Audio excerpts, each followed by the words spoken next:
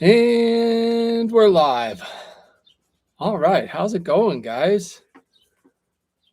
While people are hopping on here, why don't you let us know where you're watching from and let us know if we have good audio.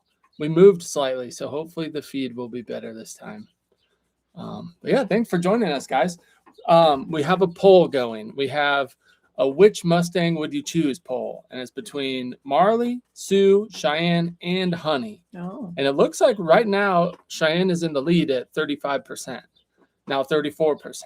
So if you guys want to play along, that's which of our Mustangs would you choose if you could have one for your own? So yeah, play along on the poll. We'll let that go until it runs out, and then let us know where you're watching from. I see Oregon City, Netherlands. Indian Pony Acres says Curly Suit and gave us a $10 super thanks. So thank you for that. I think Indian Pony Acres is the Curly folks from the Oregon coast. I'm pretty sure. So let me know if that's right, Indian Pony Acres. I get emails mixed up with like YouTube comments and stuff, but awesome. We got people from Colorado, North Carolina, Ithaca, Michigan. Sweet. Maui, Hawaii says hello. Saskatchewan, Canada. Awesome. So what we're doing today is a little bit different. A lot of times we just kind of sit down, hang out, and chat. But this time I actually came prepared, and I have 10 of our most frequently asked Mustang-related questions. So we'll go through those 10 questions, and then we'll have a little time at the end so I don't get too sidetracked. We'll do like some questions from people in the chat. So let me know if you guys like that. Sue has pulled into the lead at 31%. Curly Sue is the new leader. So yeah, thank you guys for playing along. So I think let's hop right in with some Mustang related questions. And at the end, if you have questions that aren't Mustang related, we can try and hit some of those too. But we'll try and keep this live stream mostly on track for a change. We're going to do a Mustang live stream. That's the goal. But all right, let's start. I got a list of questions on my phone. I went back through a lot of our comments and just stuff I remember from emails and things like that. So, well, the first question we have is, what do you look for when adopting a Mustang? So I'll let Alyssa take this one because she kind of has a knack for it. Well, good conformation, and that can vary depending on what you want to do with them. So depending on your discipline and what you want to do with them, that could vary quite a bit. So I'm not going to get into that too much. But yeah, good conformation. Make sure they don't have any twisted legs. Their hooves are at a good angle, all that good stuff. One thing, well, it's really nice, like the facility that we adopted these three girls at, which they're still BLM Mustangs. We adopted them through the BLM, but they have been sent to the sanctuary where we could actually go in and like mingle with them, which was super nice. You can't do that at big facilities, so you kind of have to just like do your best. Like Honey was, I don't know, 100 yards away. Yeah, I think that's about at the closest. Close as we got to Honey, and so you're trying to make an assessment of that horse without being anywhere near them, and speaking obviously it's hard to Honey sticker. It's hard to really get a feel for them when they're that far away and you can't like interact with them at all. So one thing since we've adopted Honey is just making sure that they have some curiosity. Yeah. And so that's one thing, which with her, I don't know how we would have, maybe we would have just passed on her, I guess, because we didn't know and there was no way to tell because she was just so far away. So yeah. Speaking of Mustangs, there's those legends back there. Can't tell. I think that's Marley. That's Marley. Marley, speaking of which, is in the lead, which I thought she would smoke the competition on our poll, but she's at 33%. Marley's in the lead right now. This girl. When I'm looking for Mustangs, I just look for whatever one's the prettiest color. Which is why we have Honey. Yeah, no. I think there's something to be said about having like a feel for them. You can kind of get a little bit from like looking at their eye, and it's not 100%. Like Honey wants to be sweet, but without the curiosity, she's been pretty tough and she's been super fearful and stuff like that. But I still think there's something to be said with just like feeling a little bit of a connection, not to be like super woo woo, but feeling a little connection with them and spending some time just kind of watching them and the way they carry themselves. You can get a feel for them. So. Yeah, like Marley, there was just something about her that I really liked, and she like really wasn't interacting with us at all. She came over and was like, okay, cool, whatever. So we didn't really know that we didn't know she was gonna be this chill, but we didn't even know she was gonna be remotely chill, really. So yeah. I wanted to say Indian Pony Acres. Oh, sorry, I got caught reading the comment. Indian Pony Acres is from the Oregon coast, and they do have Curlies. So it is who emailed us before. So that's pretty awesome. We're having a blast with Curly Sioux. She is a really cool horse. Yeah. Oh, I see some good questions coming in. I'm going to stay on track, Rebecca Nelson, but I'll try to ask that question at the end. Actually, let's just do one question. But for the most part, we're going to do questions at the end. It says, what has Honey surprised you with so far? I have one while you were thinking, unless you have one already. Go ahead. The biggest surprise to me is the combination of fear and like wanting to be sweet at the same time. So like, for example, a lot of times you go up and you're like, try to scratch her and she's like, no. And then you scratch her and then she's like, oh, that feels good. And then not only that, but then when you go to leave, she'll like look at you with like the softest, sweetest, like blinking eyes. And then she's like, wait a minute, will you come back? And then she'll even walk up to Alyssa, not to me yet, but she'll like walk right up to Alyssa. She walked up to you the other day.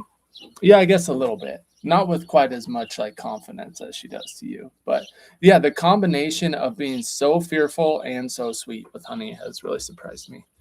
Do you have one in mind? And then I'll get back to my list. I don't know how to like put it into words.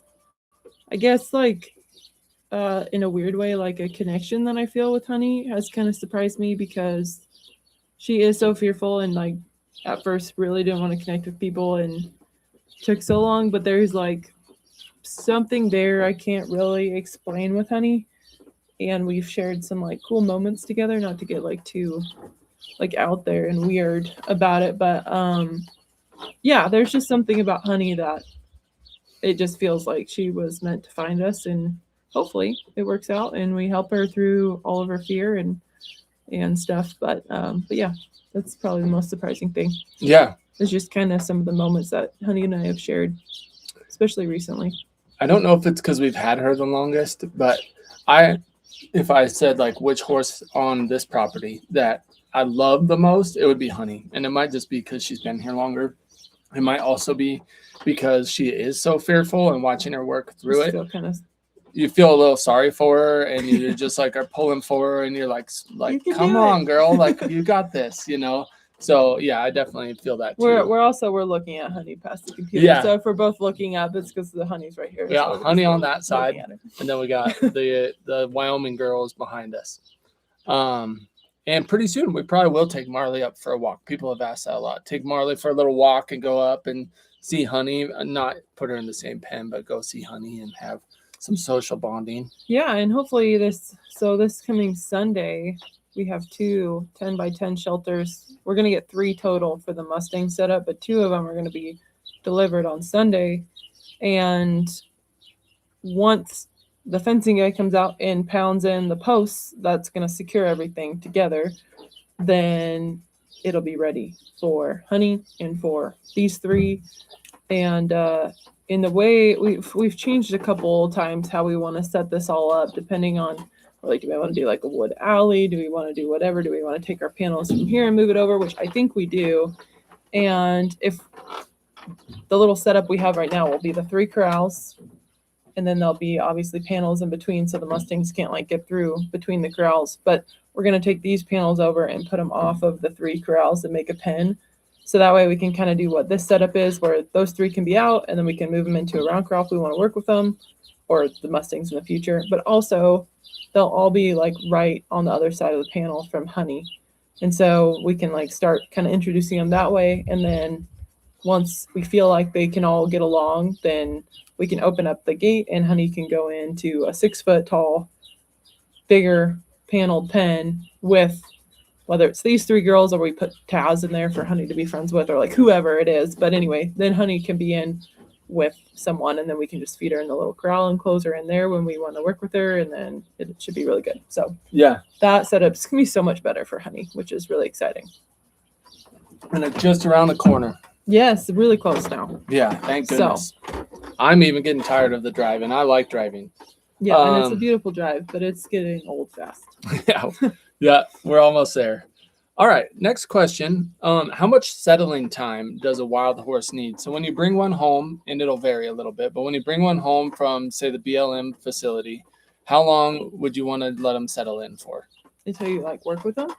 Oh, yeah, till you start doing like legitimate sessions, not just like going in and like being in the pen, but like actual legitimate sessions. I mean, I think it varies on the horse, but I don't really think there's anything wrong with going in and working with them, or at least like going in and hanging out with them right off the bat. I think that's, I don't know, in my mind, that's actually probably beneficial for them. But before like anything super stressful and strenuous, just after like Honey maybe getting some ulcery things happening and stuff, it's nice to get them like acclimated to a little bit of grain. And what we're going to do is put them on like a gut supplement just to make sure that they don't have ulcers. And so like for Honey, maybe letting her settle in for a little while longer, like putting her on some gut, in hindsight would have been better for her just because she was so stressed. But I don't know. I don't think it really needs to be that long, especially not just going in, like just hanging out with them and visiting with them. That's what the main thing I was hoping you would touch on was the potential for ulcers after that stressful situation of being sorted off and hauled home. And I think that's worth thinking about. And if any of you guys are bringing home a horse, something to pay attention to. Let them heal up before you start really like working with them too much. All right, next question. We're chipping right along. What is the next obstacle for Alyssa and Marley? So for those that don't know, probably most of you do, we did a husband versus wife competition where I worked with 1 Mustang. Alyssa worked with 2 Mustangs. Both hers excelled way faster than I did with mine. And Marley was the first one, and she's one of the sweetest Mustangs ever. She looks sweet. She acts sweet. Like everything about her. Her name is sweet. Like she's just the coolest little Mustang. So we're trying to figure out what is the next challenge for you and Marley, or is anything in this world a challenge for Marley? We'll see. I would like to start getting her used to probably a little pack saddle, and then start taking her out in the mountains with us, ponying her out in the mountains with us. No weight at first, just that light little pack saddle. She's a 2-year-old, so she could pack a little bit of weight, but we like to let them mature. And she's a little bit on the smaller end. I think we measured her at 13.3, so she's pretty little still. But yeah, like I took her out down the drive, all the way down the driveway yesterday, and she did so good, and she stayed calm, and she didn't try to run me over, and she was very respectful in my space, and she just did awesome. And then she stood on the high line while I worked with Sioux, and Sue and I worked with circles, and she did super good. Like everything we had done previously stuck, and she didn't try to pull away from me or push me or anything. So, but yeah, they both did just phenomenal yesterday. And Honey did awesome. Actually touched Honey's forehead yesterday, which is a huge thing for right Honey between the eyes. Have been around, and for a second she was like, "Oh, that's kind of itchy and feels good." So we're making a breakthrough there. I can touch her like on her jaw and up by her muzzle a little bit, and now a little bit on her forehead. So, yeah, big steps for Honey. It really in is. Honey's world, that's huge. Yep. Yeah, I was so happy because I was inside when Alyssa was working with her last night. And when she came in and she's like, I touched Honey on the forehead. I was like, really? Like, I didn't hear her run or anything. And she's like, nope, she stayed right there. Didn't snort or anything. Yeah. Yeah. So I was excited. And I scratched her like up under her neck on both sides of her neck, which is huge for her. At the same time. Yeah. So it's kind of like a horse hug, what I call horse hug, but scratched her there and then scratched her down her back with both hands. So a hand on each side of her back scratched her, and she just was like, cool, okay. I was just distracted by your muscles on there. Like, oh, just a little scratch. Hey, lifted muscles. Yeah, seriously. Good grief. Okay, next question. Okay, so what are some tips for achieving first touch? And I'll start with this one, and then you can chip in. So it says Marley was 14-1. I think Sioux was 14-1, and Marley, unfortunately, was 13-3. I think that's right. Yeah. I wish Marley was 14-1. But according to the string test, she is going to grow like 3 or 4 more inches, right? Yeah, at least 4. 4, yeah. That's right. Because it said she even had a chance to be 15 hands. Yeah. Yeah. Yeah. So, hopefully. I mean, I don't know. Some people want a little horse, and we're Mhm. not set on keeping any of these girls. So Yeah, let Why us not? know if anyone in the chat right now or in the comments watching later likes little horses, like in that 14-2 range. Let us know if any of you like the little ones. Because I know they're less intimidating, and if you're not big like us, then it doesn't really matter. No. Like a 14-2 or 14-hand horse is just fine. Yeah. What was the question? Oh yeah. Achieving first touch. So I'll start, and then you can bring it home. Do you like my mule cup? Get it Oh. over there. There it is. Thank you, Larry and Coy. Yep. That was a gift. We appreciate it. First touch. I could speak from experience. It's probably helpful if you're not just like super dialed in on getting the first touch. I think if you're just like coming in, like trying, like even if you're like releasing the pressure and stuff like that, even if you're being cognizant of your body language, if you're just in there, just like my goal today is to get the first touch, like that's probably not the optimal way to do it. Just spending time with them, letting them come to you, even if you can set it up to where they are drawing towards you is good. Also, like if you want to use a little flake of alfalfa or a handful of hay, that way they have kind of a positive experience as they're coming up to touch you. I think those can be good little like beginner tips for getting the first touch on a horse. Obviously, these girls, they were like, we had first touch really when we were visiting them. Like Roni even came up and like put her nose on my arm when we were there and stuff. So it's like, so that's kind of different. That's like, well, that was easy. But with one like Rooster or Honey or something like that, then it's a little bit more of a challenge. So do you have any tips to add on first touch? No, I like your just the mindset of like not really having an agenda, because I think as soon as you have an agenda, they can kind of feel that like energy or pressure or whatever you want to call it from you. And I think that kind of, I don't know, just gets in the way. So trying not to have an agenda and not being too worried about how far you make it in that session and just being open to whatever they can handle seems like it a lot of times ends up making them like exceed past what you thought you were going to do. So, but yeah. Yeah. I just saw a comment that caught my eye from Melinda Madrigal. Says muscles, and then it says Jason and Alyssa are a pair of bad donkeys. Thank you, Melinda. That's like the ultimate compliment. We decided to do like legs at the gym, and I was like, I'm gonna do heavy deadlifts. So I did a bunch of heavy deadlifts, and then the next day we're like, let's take a day off and go shen hunting. And we ended up hiking, I don't know, like 1,600 feet of elevation. And I was like, this was a bad combo. Like we did legs the day before. They were like, let's go hike up this mountain. It was so hot too. Yeah. And I was like, my legs are destroyed. So yeah. Anyway. All right. I'm going to let this poll run a little longer, but I just saw a comment that made me think of doing another poll. So I'm going to let this run a little bit longer, get your votes in, and then we're going to start another poll for fun. So right now, Marley's in the lead at 33%. I can't see the rest of the results, but we'll let that run for about another minute. And then I'm going to change the poll. So, all right, moving right along. I like Christiane's comment. That quote from Ty has really been sitting with me.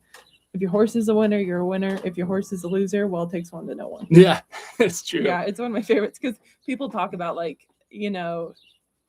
not letting the horse win and in that kind of mindset. And it's just doesn't make sense to me. And so I really like that quote from Ty because it just says it perfectly. Yeah, that is good.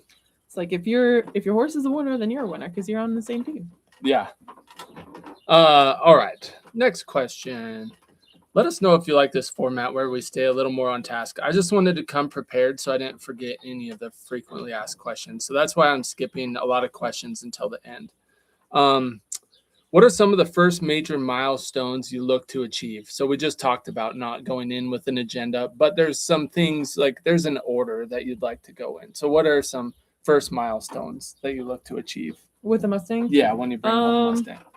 The first is just some sort of connection, and like with Honey, at first it was just her turning her ear towards me, but like having some attention on me. But I would want to create that like draw and just building that kind of rapport with them, and then from there you can, hopefully get them to like turn to you and work on going up and maybe getting first touch.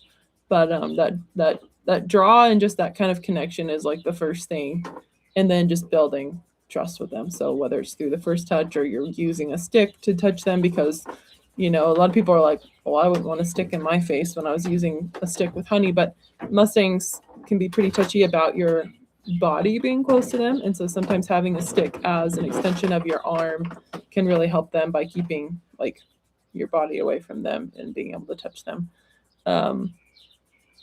But yeah, just, I don't know, those first, and then obviously going from there, whether it's getting the halter on, and once we'll get a neck tag off if there is one, but getting the halter on, and then once you kind of have that halter on and a lead line and they've accepted that, then it's just kind of basic colt starting from there. So yeah, for me, the most nerve-wracking thing is just getting her to not be afraid of me. And we still are like working through that. It hasn't been that long, but it's been a while that she's been here now. And it's still something that I have to be cognizant of, is like she still has a little bit of like trepidation, when a person's walking up to her. So it's like, I feel like the first thing is just letting them know through like body language, or if you can find a spot that feels good for them to be scratched or whatever, that you're on their side and you have their thoughts in mind as well. And you're trying to make them, feel good initially. You just want them to like feel happy and content and at peace in there. So that would be one of the first things. I got to work with Cheyenne just for a minute yesterday, and it was really fun. Jason was pretty tired, and so I worked with Cheyenne for a session, and it was really fun working with her. Yeah, I had enjoyed it. Come sit on the deck and let Alyssa take over. I don't know if any of you who ever like work with horses or mules, or maybe even like dogs and stuff if you're a dog trainer, but where you like come home from work or whatever. I just came home from feeding on the other property, and I was just hot and I was tired. And I don't know if this is common or not, but I just had I felt like I had a short fuse a little bit, like everything was annoying me. I think I was a little behind on sleep maybe too. But anyways, I was just grouchy, and I just had that feeling like inside that, I don't know, that I would have a short fuse. And so anyways, so I ended up being like, you know what, I'm out of here. Alyssa, she's all yours. And so I came up and I sat on the deck and I watched instead and got ready for this live chat. So anyways, that happened yesterday. Not ideal, but I think it just happens. Yeah. Okay. I was looking for questions in the chat, and then I remembered I'm not supposed to be doing that today. Okay. So, how much time should you commit to a new Mustang every day? One thing we get asked a lot is, so like I work a full-time job. Can I adopt a Mustang, do you think? So what are your thoughts on that? How much time per day? I think it's a myth that you need to spend every hour of the day with your new Mustang. Like Honey, people were worried about like, would I have enough time for Honey? I need to spend more time with Honey when we got these girls. But for Honey, it would be very overwhelming if I spent a ton of time with her every day. That it would be like too much for her. So doing little short sessions that are positive for Honey seems to work out really well for her. At first it was longer sessions because it just took us so long to like get to a point where we had made some progress, and it was like positive, that it was longer sessions with her. But now it's to the point where I can just do a couple short little positive sessions with her, and it's like really compounding now. But I think if you have an hour a day, it should have kind of proved how fast you can move these girls were on like the easier end of Mustangs. But I mean, you guys saw how much time we spent with them. It was 45 minutes, sometimes a couple times a day, but a lot of times it was 30, 45 minutes, maybe an hour once a day. And they're making a lot of progress. So I don't think you need to spend every waking minute with your Mustang.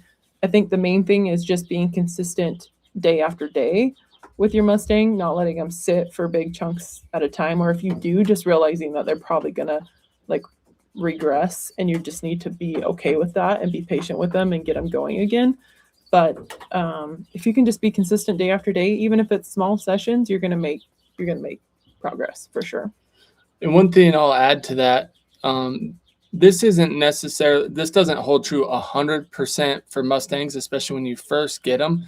But once you kind of have things going, or if you're like wanting to buy a domestic horse and you're wondering if you have enough time and you want to optimize your time, Ty Evans talks about a 3-day rule, where if you work with your horse for 3 days a week, even if you do it 3 days in a row, you'll start to move the needle in the correct direction.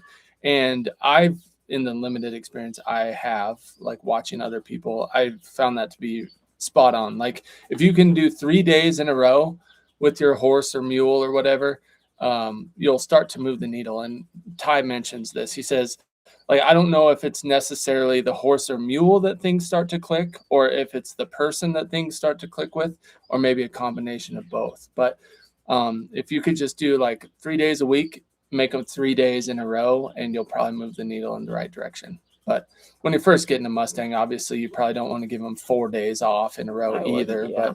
But yeah, I like that 3-day rule. So I figured I'd throw that in there. Yeah. And with Mustangs, Rule like of thumb. if you don't have a lot of time, take, if say you get home from work late one night or whatever, you just got a Mustang, it's okay to go spend 10 minutes out there just hanging with them. Mm-hmm. Like that's still, they just need to be around you and like build that relationship. And so it's okay if some days aren't like this big session, this big hour-long session. It's okay to just go hang out with them. Yeah. Let's see. Okay. So I saw in the chat, which I'm not supposed to be paying attention to, someone said, "Hey, good question, Melinda." And so I looked back and I was like, what question did Melinda ask? And it says, so I'll hit this one. This is an exception. From one socially awkward person to another, how are you guys handling going viral with your thirst for solitude? Any dates on the calendar for time away from the camera? That is a good question. And it's been a adjustment process for us. Like seeing people in public that we've never met, but that recognize us is always like a real honor, but it's also like, oh, whoa, like this is crazy. Like someone actually like watches our channel and I ran into him at the gas station. That's nuts. And the weird thing is like our hope is that that will only become more and more common, because we want the channel to grow. And if it doesn't grow, then we will all have to go back to working at the mine, stuff like that. So it's like, we want it to grow, but it is kind of a dichotomy there. We're like, if we could, we would just probably live alone in the mountains. And actually that's not true. It's fun to share the things we enjoy, but we would probably do less of it. And we like alone time and being in the mountains. So yeah, it's kind of an interesting challenge. It's a blessing for sure, because it just means the channel is doing well and people enjoy watching. And we do feel really blessed to get to share this lifestyle that we have. I will say, like, I actually have thought about doing YouTube since I was like in my early 20s. I just didn't know anything about it. And I was like, that'd be kind of fun to like document some stuff. And so even when Jason and I were dating, like the hunts we would go on, we filmed them. And some of them we've never even made a video out of, but we have all this footage. And I would try to get like all these cool shots and like it's called B-roll. So like cool sunrises or whatever I liked, because like for me, hunting is also just like being in nature and experiencing all of that. And so like any cool things I see, like a flower or a bird or whatever, I'm like trying to get all this footage. And so we were filming stuff way back before we ever had a YouTube with, kind of some plans to share it, but really no like serious plans to share it. And at this point I think we would probably still film a lot of stuff just for us, even if like YouTube was gone tomorrow. Totally. And for like my folks to watch and stuff. Yeah. Yeah. And it definitely takes like a special mindset or like a special person to want to film everything, because it is a ton of work. Like it's a ton of work to film. It does take away from the moment a little bit, but it's also something we really enjoy. Mm-hmm. And you know, sometimes editing gets tiring just because it's like with YouTube, it's never ending. Like you got to have another video out. You got to have another video out, and it's like there's no end of the road. Like it's just always going. So that part is, you know, but I could be working at a little store retail job again. Like I've done that in the past. Hated it. So I could be doing that. And I'd much rather be, you know, like, oh shoot, I have to edit for 6 hours today. You know, it's like, I don't know. You kind of focus on what it could be. Otherwise, it's like, oh, this is not so bad. Yeah. So the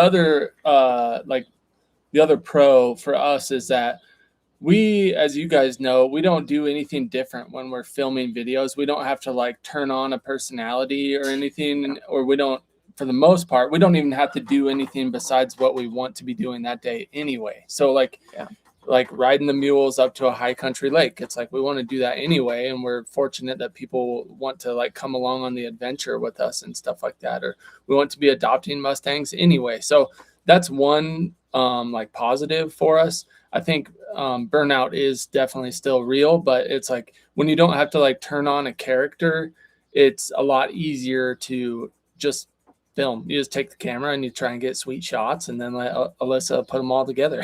So but that's a super valid question. Okay, so real quick, I just ended the poll, and we got 247 people voted. In order from last place to first place, we have Sioux got 17%. Sioux holding down last place. Sioux, no one loves you. No one loves a ginger. And then we have Honey at 22%. Then we have Cheyenne at 26% and Marley at 35%. So, Marley won by quite a bit, actually, which I thought would be the case. Pretty special. Yeah. Cheyenne, I did not know if Cheyenne would get second place. I'm honored. Yeah. My girl. Okay. She's very athletic. She's going to be big, too. She's athletic, big. She's and beautiful color. Yep. Okay.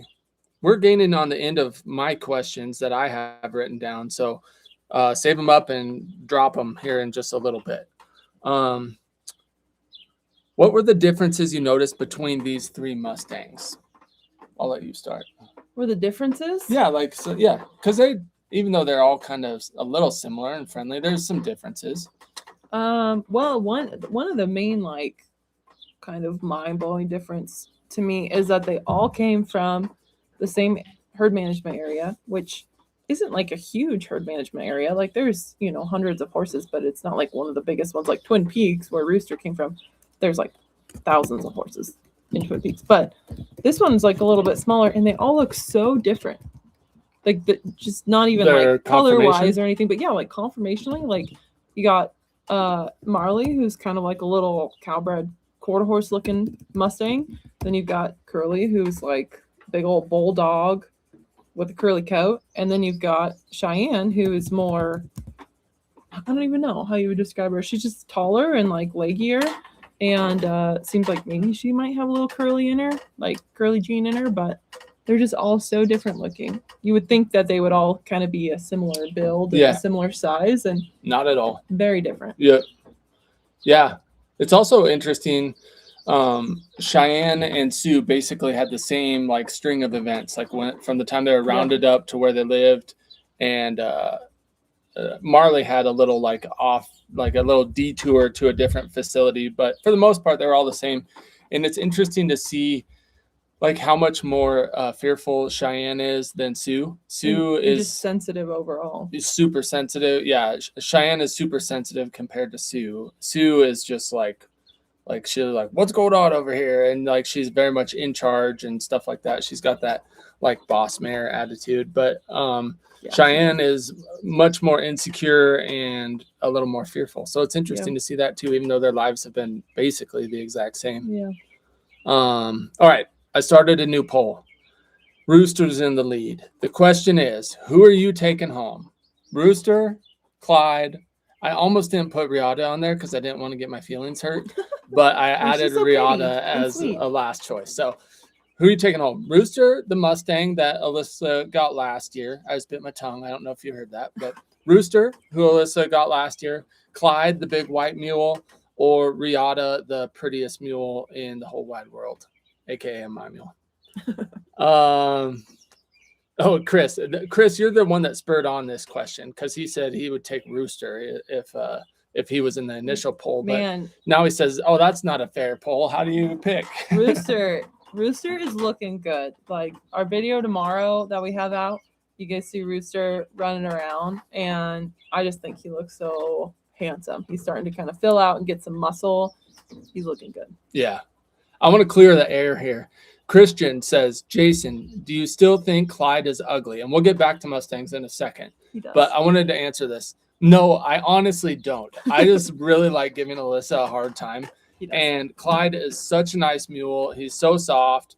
He has one issue, and that's being tied up and left alone. He still acts like a dork when you do that. But he is like almost the perfect mule. He's just really a nice mule. Yeah. And so I like to give Alyssa a hard time and say he's ugly. But as far as his build, like his conformation, other than his little hocks like lighting a fire while he's walking along. He's a little cow hawk. Which is pretty typical in mules, but he's even more so. But he's a big, nice, like muscled up, nice looking mule. So I do not think Clyde is ugly. Yeah. I just like to give Alyssa a hard time. His hocks were even worse when we first got him. We used to call him Wonky Donk. Yep. Because he's a little wonky. Wonky hawks back there rubbing together. Starting forest fires left and right. Yeah. Okay, next question. What's something you learned about yourself during this process? I know for me, big time. Do you want to start or you want me to start this one? No, you can start. So for me, I am very much a list person. I'm like, okay, so for the best way I can explain it is we have a grocery store out here called Winco. It's kind of like Costco, but mostly just groceries and not like all the other stuff that Costco has. But it's always a circus. It's an absolute mess in there. And there's people everywhere standing in the middle of the aisle. So when I go to Winco, I like write out my list and I write it in order of how I'm going to go through the grocery store. So I get to the parking lot. I park next to where you take your cart back on purpose, park next to it. So that way when I get out, I can just unload my cart, put it in the thing and leave. Also, I do like a right-hand circle going through Winco. And I'm like, all right, we're picking up this, and we're going to go down this aisle, pick up this. And it's like the most efficient, like step 1, 2, 3, 4, like that you can do.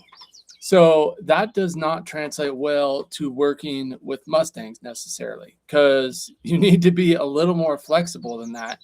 And I'm like, okay, today I'm going to go in, I'm going to touch her, and then I'm going to take the halter, and I'm going to rub it on her neck, and then I'm going to take the halter, I'm going to put it over her nose, and I'm like, it's going to go in this order, and it's like in my mind, I want to check each box one at a time and move down the list.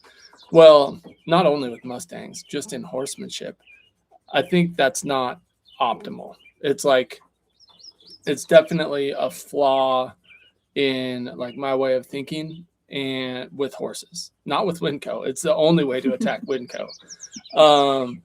But it's like, you need to not be rigid working with them. And I learned that like, I want to go in with like some sort of a game plan. So I don't know like where the line is, but you want to go in with some kind of a game plan, but you also want to have some flexibility in the game plan. And I'm not sure the exact balance, but I know I'm not there yet. So that's what I learned about myself. I'm the man at Winco, not the man at training Mustangs yet. Yeah. Although on your going in with the game plan, I like for me, usually I'll have multiple things maybe I want to get done with that horse or mule that day, or like I think they're ready for this step, but I also go in knowing that they might be having an off day and it just doesn't work out, and you have to be okay if you don't end up getting that goal done. But I think you do need to go in with kind of a plan so that you're not just like, I don't know what to work on today, you know, but you have to be okay if you don't reach that. What were you laughing at? Some people are upset because they like their Wincos. We like Winco too. That's why we shop there. But Great ours bulk in stuff. Idaho Falls is like, I feel like people are a little bit deaf and also unaware of themselves, and they just stand blocking the aisle in there. So It's a zoo in there. sorry I came out so hard against Winco. We love Winco. It's cheap and they have a lot of good bulk stuff. It is So true. I did not mean to offend. So what was the question? What did you learn about yourself during this process? What I learned about myself. I have worked really, really hard on like managing my own emotions and like focusing on positive thoughts about the equine and everything. Like while I'm in there and working on kind of like my own self-regulation when I'm working with equines. And I feel like I'm starting to get better at that. It's been a process like throughout my life.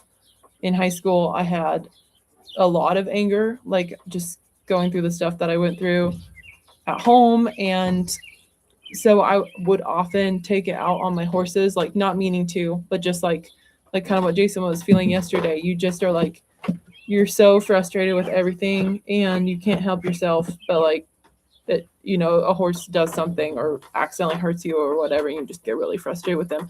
And that always made me feel so terrible. Just like I couldn't control my own emotions. And so I've been just working really, really hard for years and years and years at controlling that and not letting them get me frustrated, because they're not trying to do that. Like they don't have ill intentions. They're just reacting off of whatever's happening, you know?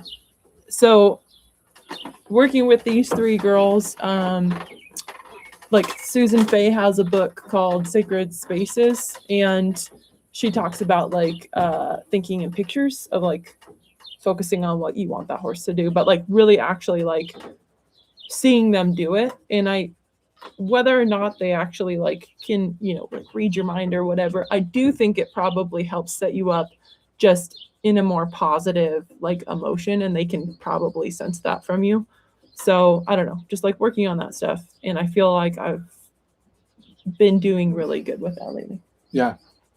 And I think it shows with honey a lot too, because honey is so challenging. Like it would be easy for someone to get frustrated and be like, you know what, forget you. If you don't want to meet me in the middle, then forget this. Yeah. You know, but you just like show her love. And like we talked about before, like working with a tough one like that, you end up loving them even more. Yeah. And you can't take like personal offense to that, you know, like with honey, you could be like, oh, she just doesn't like me. And she's not, I mean, she's just trying to survive. It's not you personally. And so you just got to like leave that, I don't know whether you want to call it an ego or whatever, like check that out the door and just be like, I don't know. With honey, I just feel bad for honey because she's so afraid. Mm-hmm. So I have like a lot of sympathy for honey.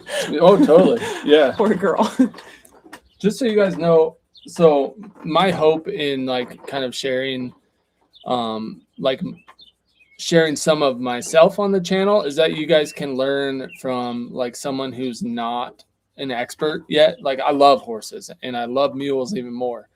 Neither of us are experts, by the way. Well, I wanted to say like there's a lot of horse channels that have like one person and they're like an expert in their field, and they like need to try to like uphold their reputation because maybe they do clinics, or, you know, maybe they run a business or something like that. So like, I'm not sharing my like experience in that way at all. I'm sharing mine more so that like people can hopefully watch this and learn from my mistakes. And then we have Alyssa, who like, she says she's not an expert, but she has impeccable timing. She strives for like, not perfection, but as close to perfection as is reasonable. And she does a really good job. So my hope is that I'm not wasting your time by including what I do with my horses and mules, but that people can kind of learn from my mistakes. And like, hopefully in 5 years, I'll be a lot better and people will be able to kind of watch like the journey and things that have changed and things that have worked for me and didn't work for me. And they can take that into their own horsemanship and mulemanship. So I'm not like, I don't want to waste your time by sharing my perspective, but that's the reason that I'm sharing it. So the leader on our poll is Rooster, and it looks like a landslide. So he has 54% of the votes so far. And if I click on the results and I see 0% next to Rada, I'm going to throw a fit.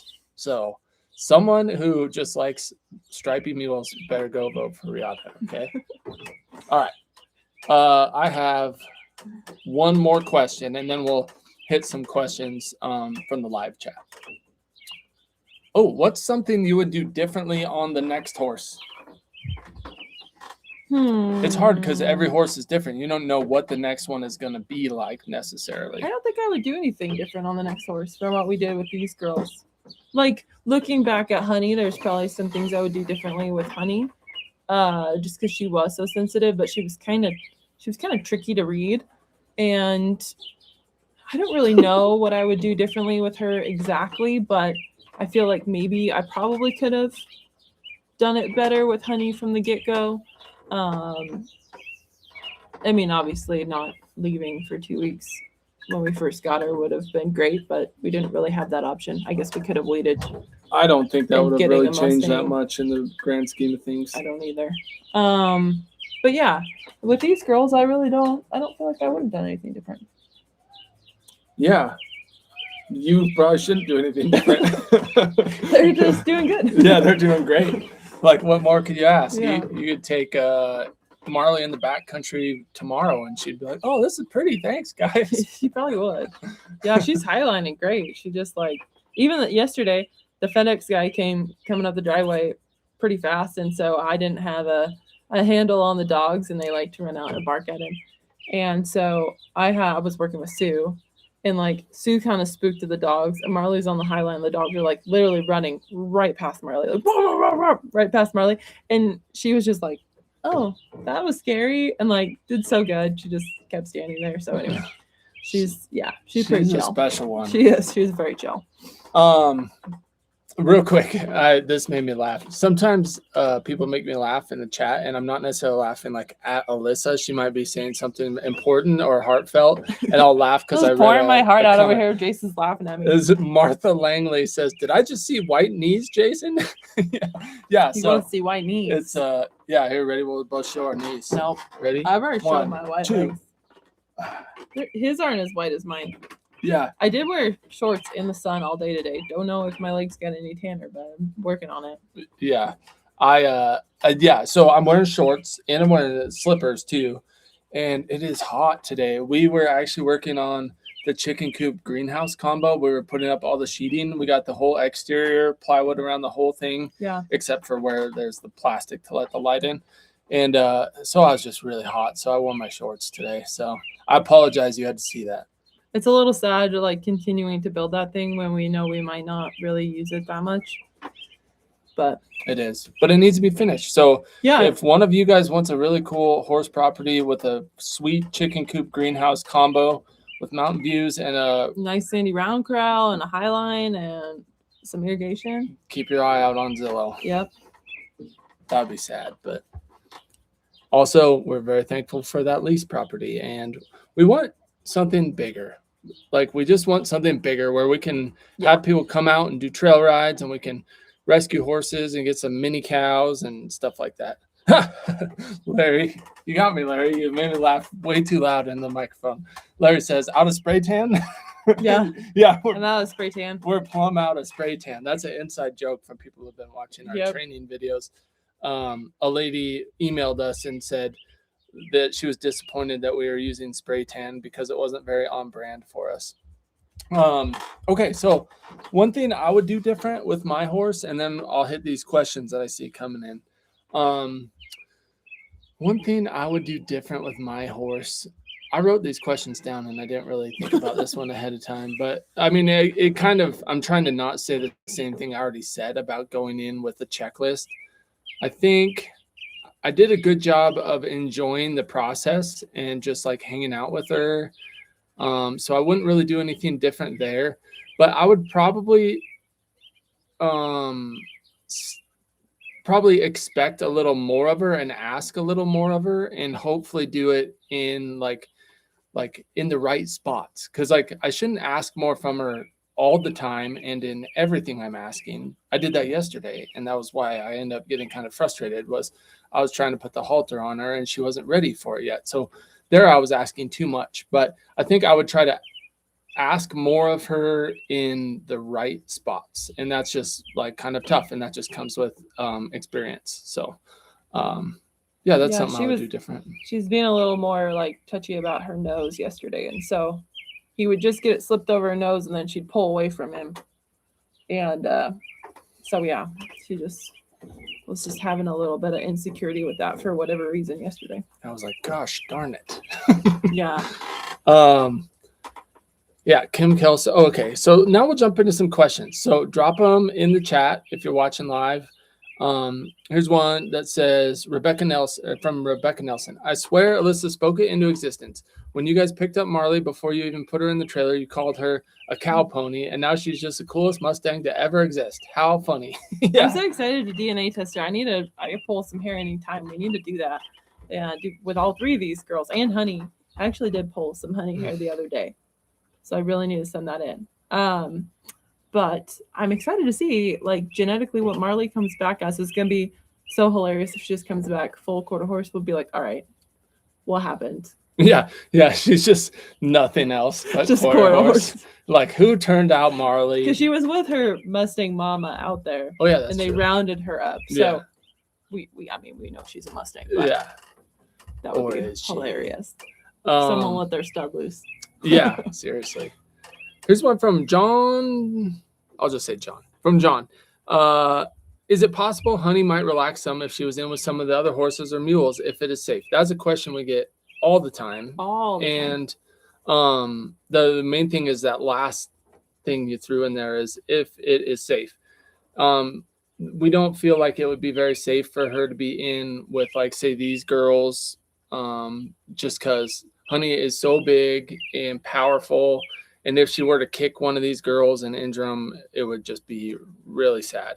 We actually know someone who has big draft horses, and he ended up turning a Mustang, sort of like Honey, with his really good horses, and that Mustang kicked one in the leg and broke it, and he had to put that horse down. And so we just don't want to risk Honey injuring these girls. But, like Rooster got kicked by someone. We're wondering if it's Taz. We don't know who. Right in the elbow. And that got like a little kick that probably wouldn't have done anything had it been anywhere else. But it was like right at the tip of his elbow. And he had to go in and get a big drain tube in. And it was like this whole thing. And you can imagine if, say, Honey got kicked, how hard that would be to treat that. Because she isn't gentle. Yeah. Like, I don't even know how he would treat that. You would have to run her into a chute and like sedate. It would just be a whole thing. So we would rather not risk her hurting someone else or her getting hurt by someone else in like a freak accident and having to deal with that. So the best case scenario is what's coming up hopefully in like a week, where Honey can have her own pen, but then these guys can like move all around like close to her, and she can be right there next to him, but hopefully no one can be kicking each other. Yeah. And she can see these guys, and also her best buddy, a roan horse of our neighbors, is like, if you guys have watched our old videos, there's a wall of spruce trees right next to Honey's pen, and immediately on the other side of those spruce trees is Roni's pen. And so she has a buddy up there, but it'll be even better when we get the shelter set up down at the lease property, and then these guys will all kind of be in the same area. But that's a good question and a very valid question too. That horse, his name is Munch, but we call him Roni a lot. Like my Roni. Exactly. We're very original. But he scared me so bad the other night. I was working with Honey, and I think I spooked more than Honey, but he'll cough and he farts so loud. When he coughs, it's quite startling. And the other night, it was so loud, and he was just right on the other side of the fence. I was like, oh my gosh. Shots fired. Yeah. Yeah. That's He's funny. Probably in his 20s, I bet. Yeah. All right. Moving on from fart stories to living in my own time zone. It says, I love Marley's personality, but she is maybe just a little too chill. Oh, a little too chill for me. Wasn't she the one sleeping, dreaming when you originally saw her? Yes, she was. She was just maybe eating. She has a bit of narcolepsy. I have it, she says, or he says. Yeah. So. No narcolepsy, just like straight chill vibes. Yep. From Marley. Here's a good question and I saw you ask this before, Marina, so thanks for asking it again. Now that just as good. I remember it though.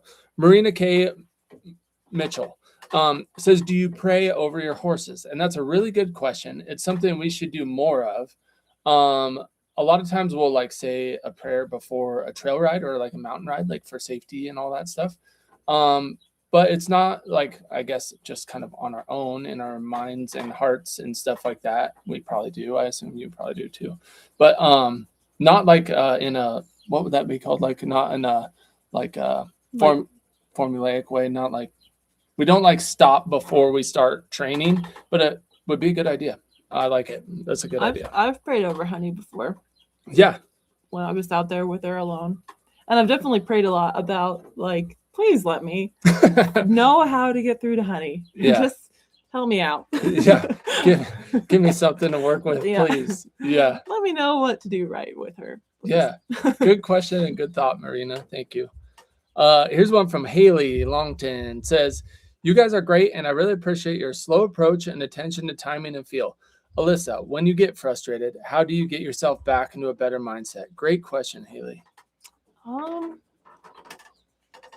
don't really, like, this sounds, like, oh, I don't get frustrated, but I really don't get frustrated like that often anymore. And if I do, a lot of times I'll just like switch up what I'm doing. Like say something is getting me frustrated and I'm like, okay, like they're not understanding, I'm not getting through to them, like we're just gonna hang out today. And a lot of that has to do with if I know that I'm in a mindset where I am like really irritable or like I have a short fuse, a lot of times I don't work with them or I don't go riding when I feel that way. Maybe I'll just go out and hang out with them because it never fails that if you already feel that way and you go out there to work with them, they pick up on that vibe and they are awful that day. And that does not help anything. So, if I'm like really in a bad mood, a lot of times I'll just go hang out with them, but I don't work with them. Real quick, I'll get back to questions, but I just ended the poll and we got 245 votes. Oh, Clyde. Oh, no, they tied. Yeah, I know. Yeah. So thanks to me trying to sway the vote and get people to feel bad for me. 245 votes. The results were in first place, Rooster got 52% of the votes. In second place, Riata with 24% of the votes. They're tied. And then third place is Clyde, tied for second. Also with 24. The order that put in, it was Rooster, Riata, Clyde. Wow. You can't argue with YouTube. YouTube knows everything. Okay. So thanks for that. I'm going to do one more poll, but let's ask Alyssa a question here. What do you think that means? Patio is born says, do you need to build your pack mules? I don't know. We need to build up their muscle and get them ready to go in the mountains. That's for sure. Which we're doing that tomorrow. We're taking Clyde, Riata, actually maybe Rooster and Riata, but in Mesa up. We're taking them on a ride tomorrow, and we're gonna film her DNA test results. What color do you guys think Mesa is? Drop that in the comments. No, look. What? It says Ack. I was trying to say that a Kiger would be a nice addition in this lineup. You're right. We have some plans in store. So stay tuned. Marie by the seashore. We're excited. We're going to look at some very soon. So I'm pumped. I can't even wait. That's going to be so fun. Road trip. Okay. Do you think working the Mustangs in smaller areas helps keep their attention better when working with them? And I'm going to start the next poll. Yeah, I definitely do. And like with Honey, so like Rooster and all these girls, I could have easily worked with them in a 60-foot round crawl, wouldn't have been a problem. But with Honey, like she had too much space to get away when I was like trying to touch her with a stick. And so her like reacting would almost like make it worse for her, because she'd get to running and then she'd kind of elevate herself, where putting her in a smaller corral to where she can run, but I can still like hold the stick on her as she's like moving around until she stops and then like take the stick away. That has helped her a ton, because it's kind of just helped her to like realize like, oh, I don't have to run. If I stop, the pressure's gone. This person is close to me and they're not hurting me. And so like for having a smaller space with honey has really helped. And that's why we designed our round corrals at the least for like our Mustang generaling pens to be like around a 30-foot round corral. That just seems like a good size where you can use a longer like lunge whip or like I have that perch pole and reach out and like hold that on them if you need to. And you can still like be on the other side of the corral from them if they are sensitive to where you are, 30 feet away from them basically. But it's nice just to have that like a little bit smaller space for them. They can't really get like running as fast around in it and stuff. It just seems like it's a lot better for them in the beginning. At least the more sensitive ones. Here's a question from Life Between the Pages. Where did you get your shelters from? So they're not like a commercial thing. No. It's like it's a guy who has a wife who loves horses and he's good at welding.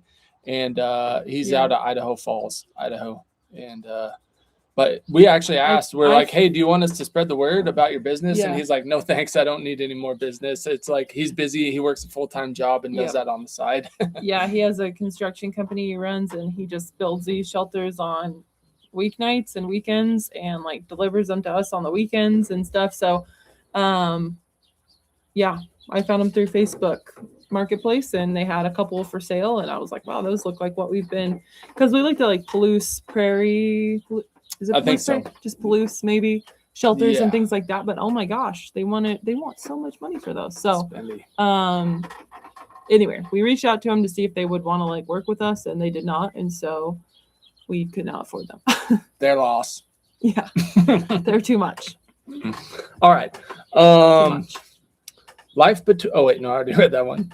Okay, so this one from Erica Burnett, and then also Wild to Mild says, "What do you use to edit your videos? You do such an amazing job." They said. I use Final Cut Pro on a Mac, and yeah, that's been a learning curve, but that's what I'm comfortable with. Jason makes almost all of our shorts, for the most part. If they're like more of a vlog style short, usually that's mine, but all the funny ones and the ones that are actually like educational, Jason makes, and he uses CapCut. CapCut is much more like user friendly if you're not like super artistic and detail oriented.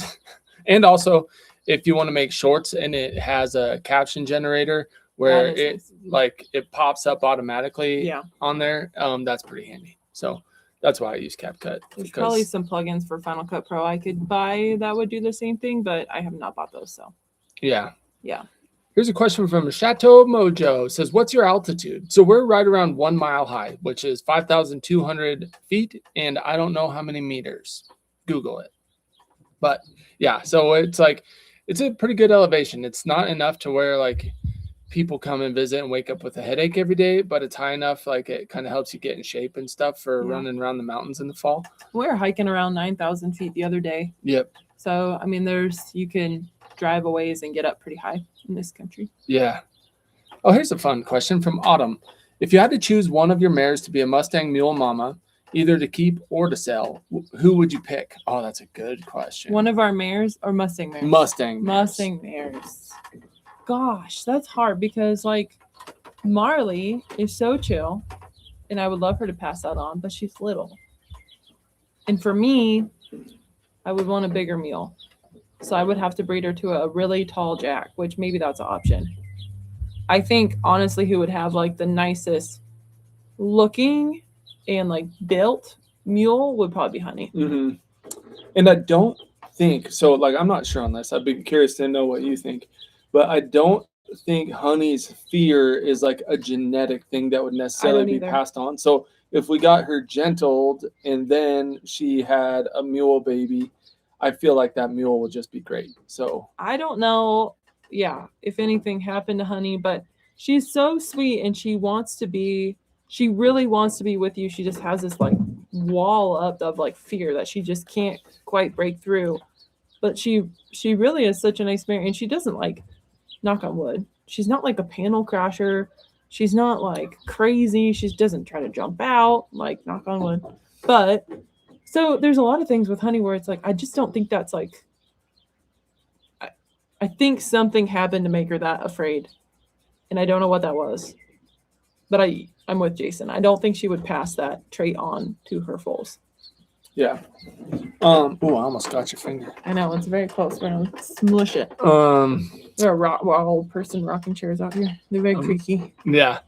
They were crammed in here pretty tight, so we couldn't use our normal red chairs. We got the rockers out. My air compressor kicked on. Let's see. I'm gonna kind of jump forward to some more recent questions. Also, I have a new poll. So this is a very important poll. It's who won the Mustang competition, but not between me and Alyssa.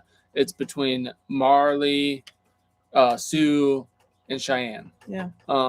So far, Marley, go figure, huge lead. Yeah. 79% say Marley. I'm kind of almost surprised it's not 100, but Sioux is doing really good. And we haven't had her as long yet. Yeah, we haven't filmed as many sessions with Sioux. She only had 4 sessions filmed, and I think Marley had at least 6. Well, more than that, because then when we filmed Sioux sessions, we also filmed hers. Mm-hmm. So it was like 8 or 9. Yeah. So get your votes in on that. It's kind of fun doing polls. I don't know. Yeah. Maybe I'll try and think of a poll to do every time we do like a sit down at the computer live. It's kind of fun. Yeah. Okay. And I want to say some people were a lot of you were very kind to Jason. Some people were a little bit hard on him about how long it took to get the halter on, but it took 11 sessions for him to get the halter on. Like he had to leave for 10 days. In that time yeah, span, just about 8 or 10. to go film for Ty Evans. We had one more clinic to go film for Ty, and then he spent some time with his brother, and so he was gone for a time. So like in real time, we had her for like, I don't know, 3 weeks or whatever when he got the halter on. But he'd only worked with her 11 times. I think that's very good. Yeah. And, thank you.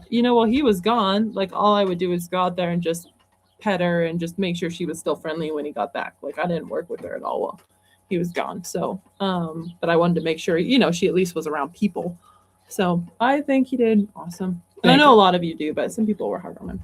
I had fun, and honestly, for my first Mustang, I feel like it went well, and I feel like she was like the perfect first Mustang, and still is, because it's like obviously we have a long ways to go, but not so much like Honey, where you're like, I don't know what to even do with this horse. Yeah.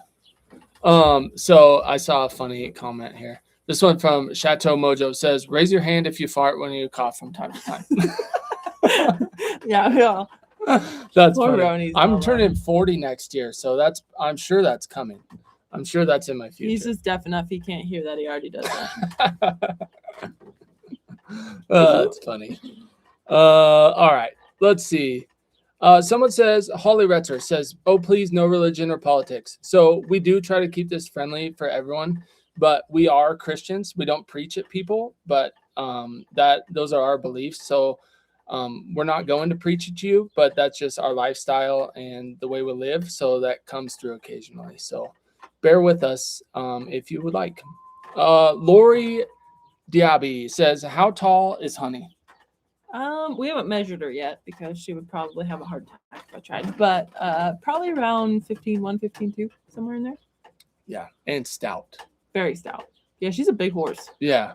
She's awesome. Getting in there next to her and scratching her neck and stuff is like, it's like, whoa, you're a cool horse. Big. Yeah, big and beautiful. Here's one. Thanks, Wild to Mild, for putting the red question marks. It says, someone else asked, do you ever get your confidence shook? I've gentled Mustangs a long time, and still occasionally they still scare me pretty good. If so, what's your way of overcoming it? That is a great question. Yeah, definitely. Like Honey a few times has had some like defensive type behavior, and she's a big horse and she can be very intimidating. I do think they can obviously read when you're afraid, and that doesn't really help the situation. So like I do my best to just not be afraid, but I mean, that's easier said than done. But like always putting a first ride, like even the first ride on Rooster is always a little bit scary because you don't know what they're going to do. Like you're like, well, I've prepared you the best I know how, and hopefully it all goes well, but sometimes they do crazy things. So yeah, I definitely do. I try not to just like let my mind go down the rabbit hole of like the bad things that could happen, and I try to just focus on like good things and what I want to happen, and so that way Yeah, because it would be pretty easy when you kind of get afraid to start thinking about negative things and really like kind of get down the wrong path mentally. So I try not to let those intrusive negative thoughts pop in my head. Yeah. I don't have anything to add. Like, I'm even intimidated a little bit by Cheyenne when you get in close and you're like, oh man, this seems wild. She could whirl and kick me or whatever. But Yeah. it's like, I'll just reiterate what Alyssa said. You just pay attention, but don't get like bogged down by the negative thoughts. We were kind of talking about this last night, and I think at a point I was talking to Jason about this. It's like you're expecting them to blindly trust you.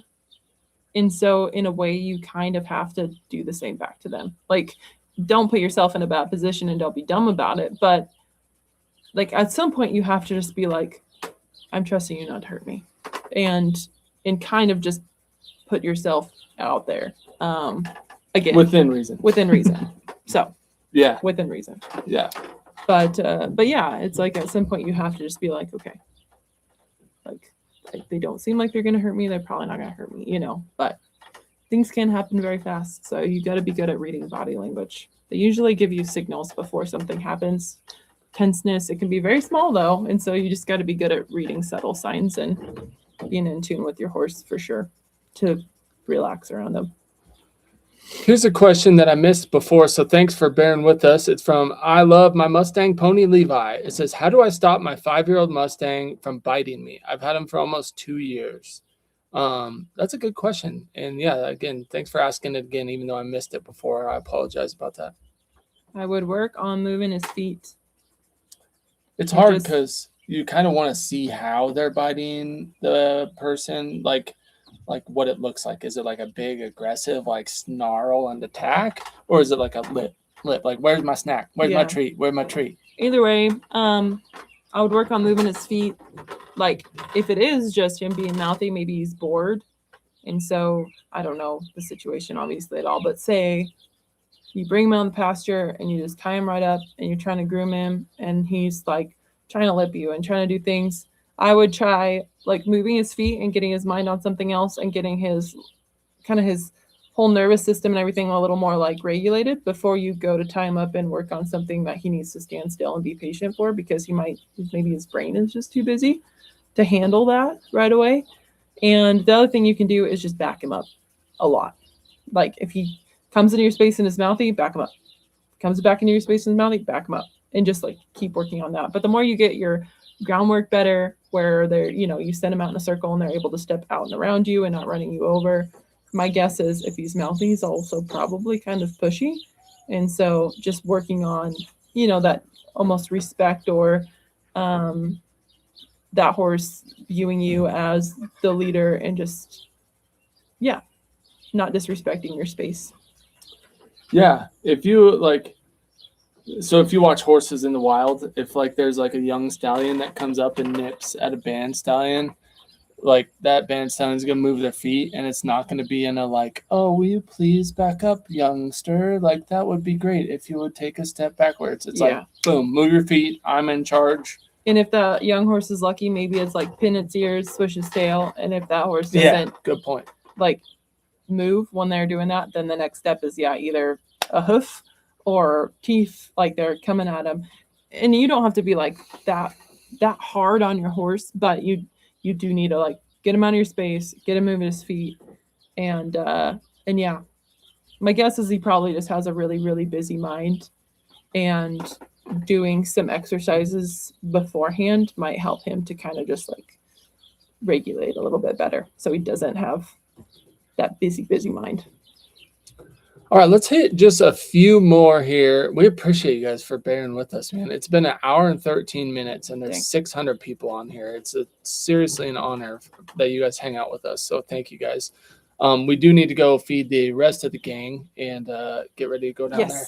So we'll hit a few more, though. We'll start with Lazy E. Says, what's your favorite exercise for building muscles? I'm struggling a lot with building my boy Shaggy's muscles. Good question. Under saddle, well, even not under saddle, if you have another horse, you could pony him, but just long trotting him.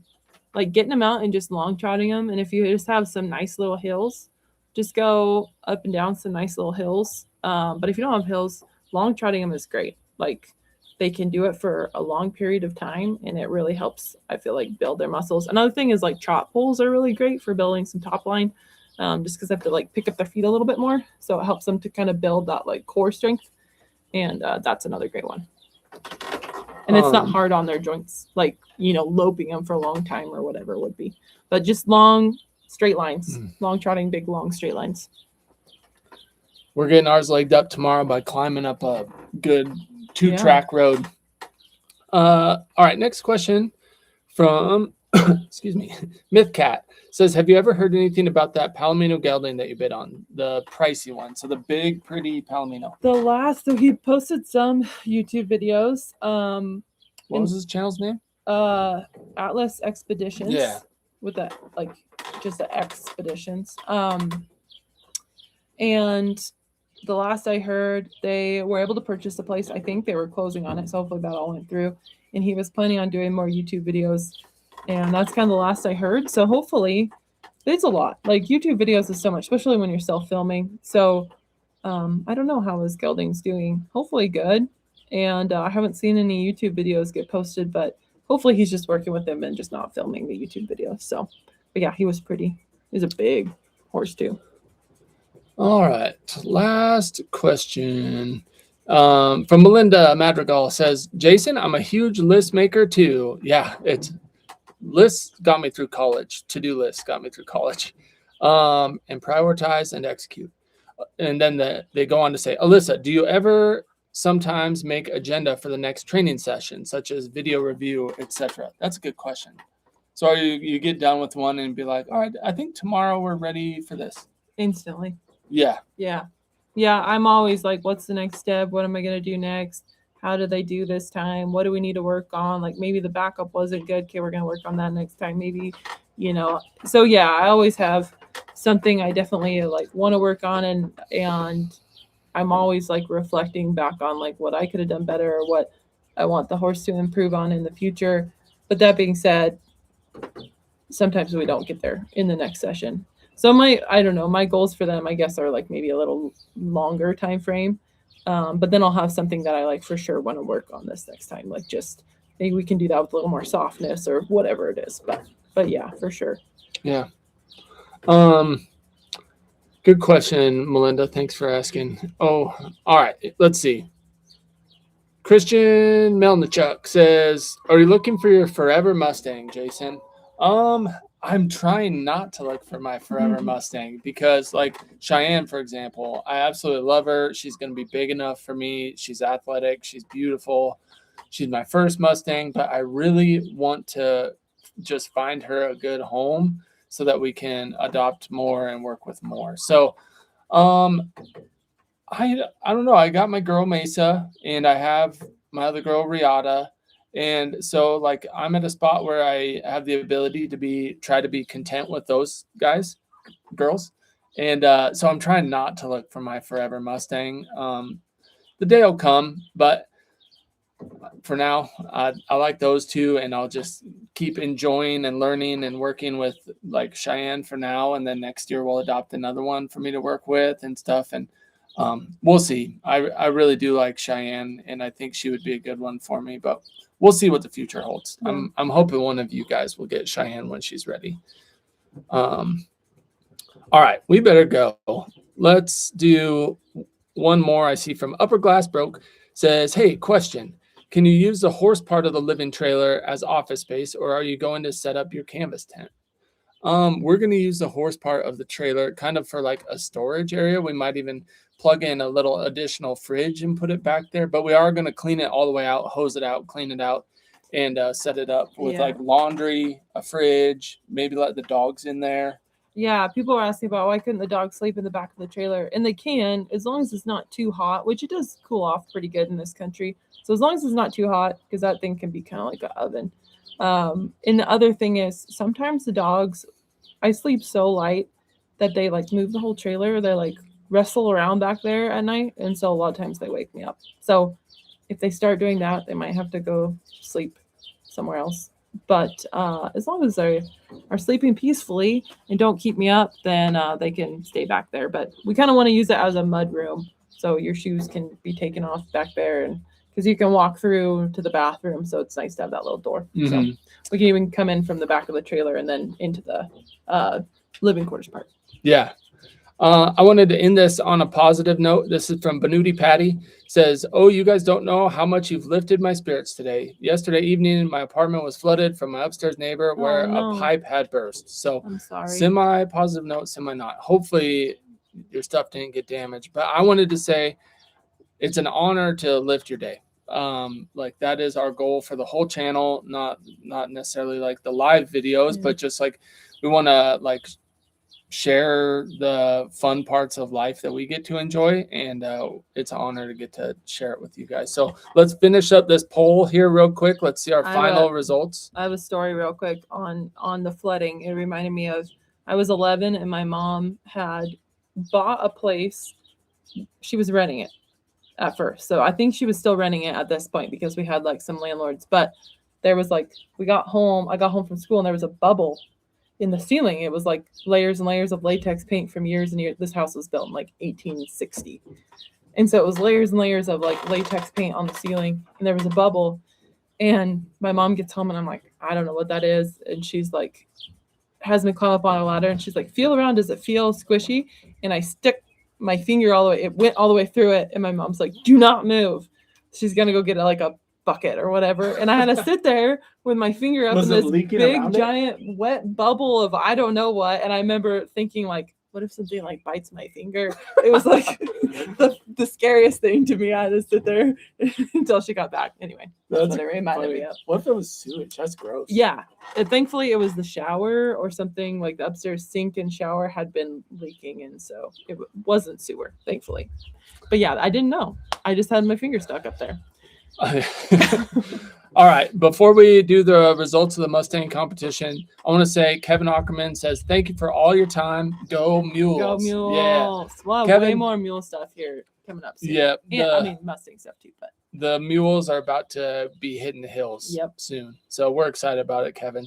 So the results of our competition, the winner of the Mustang competition is Marley with 80% of the votes. Second place, Cheyenne with 14%, and Sioux with 6%. So thank you guys for joining us.